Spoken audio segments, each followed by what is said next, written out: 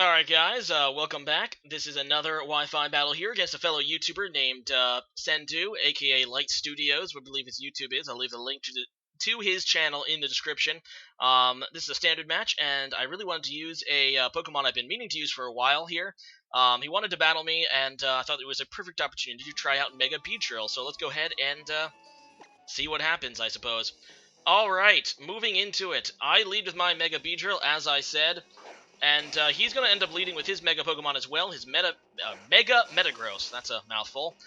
Regardless, I go for the knockoff, and I really should have expected this to be his Mega, being that it's a pretty damn good Mega to have, but I didn't. So I just went for the knockoff anyway, so I'm not going to be able to knock off his Metagrossite, which, yeah, you can't knock off Mega Stones, apparently. But it is still super effective, and I end up critting, which ends up doing more than half, so that's not really a bad place to be. He's just going to go set up Stealth Rocks, and that's pretty good for him, I suppose. I do have two Pokemon on this team weak to Stealth Rocks, so I'm going to U-turn, and I was really sad I didn't kill. And I'm going to U-turn into Latias here, figuring I can, revenge kill, and then go for the Defog to get rid of get rid of the rocks. He's going to take the turn to Rock Polish. And I'm thinking, okay, I think Metagross should be able to live one attack. He only has to live one attack. One Meteor Mash, so I'm just gonna pray for that, and hopefully I can kill it, but apparently not, because he crits. I don't know if that would have killed me anyway. Probably not, I would imagine, but part of the game there kind of sucks, because now I can't get rid of the Stealth Rock, so when I try to go into my Mence or my Beedrill, it's going to sting. Alright, so I just now go out into Scizor to revenge kill with Bullet Punch, and yeah, he knows I'm probably locked into it, and it's going into a Shedinja, which is a very interesting Pokemon. I just go out in my Heatran, because first of all, Heatran can kill a Shedinja, and second of all, because I would like to set up Stealth Rocks of my own. He also goes for the Will-O-Wisp, which is actually pretty good, because it gives me my Flash Fire ability, increasing the power of my Fire-type moves. So I go for the Will-O-Wisp here, figuring if he wants to stay in, he's just going to die to the status. But if he switches out, it could be really good for me. And, yeah, he ends up going out into Dragonite, which is really good for me. Unfortunately, he does have a Healing Berry there. So I'm just going to go do it again. Even if he does predict it and go for a Earthquake, still something. Anyway, so he uses Hurricane, which something I was not really expecting. And it also popped my balloon on top of it.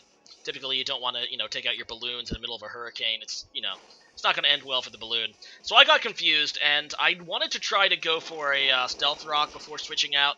But I ended up hurting myself, and then he Dragon Dances, so I really don't want this thing to set up. Burn or no, I really can't let this thing set up. It could easily still have Earthquake. So yeah, I go out into Moody, which is one of my friends, Draco Falcones, I think. This is his Melodic set. He was nice enough to clone and give it to me, and yeah, I decided to use a Bulky Water, and Melodic seemed to fit the bill on this team.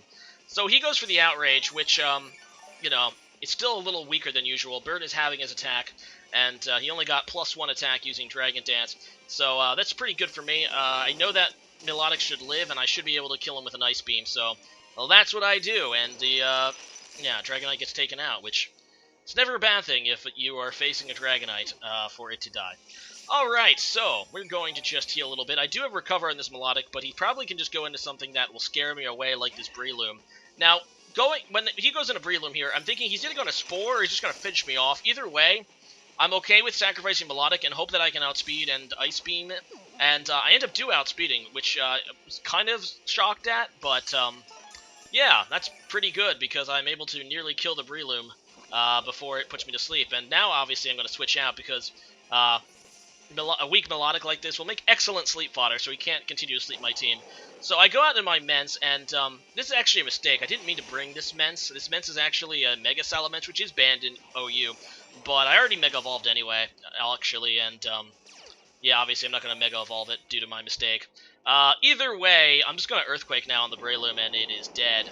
And it does have Moxie, so I do get the boost there. That's kind of nice. Aside from that, it's just basically, right now, it's a Dragon Dance set that does not have the advantage of having an item, so that kind of sucks. Alright, so I do get the Moxie boost, and I'm just going to go for the Outrage, hoping to kill it, and I do kill the Clauncer, which is good because I have no idea what that thing does. But I do get a second Moxie boost, so at this point, I would be able to sweep if it wasn't for this Shedinja, which I cannot damage on my Salamence. I do not have a move to do it, and yeah, he's just going to go for the Will-O-Wisp now to pretty much make my Salamence worthless. So I am going to switch out. I don't know why I bother even saving Salamence. Again, I can always use it as Death Fodder later.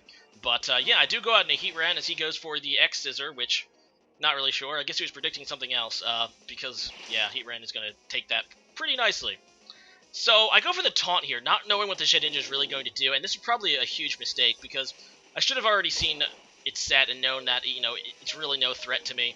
And then I make another mistake. I should have went for the Will-O-Wisp to finish it off, because Will-O-Wisp can kill it without that Focus Sash, activating. But, yeah, just go for a Fire Blast, and, yeah, I'm just going to lose Heatran to a Shedinja of all things.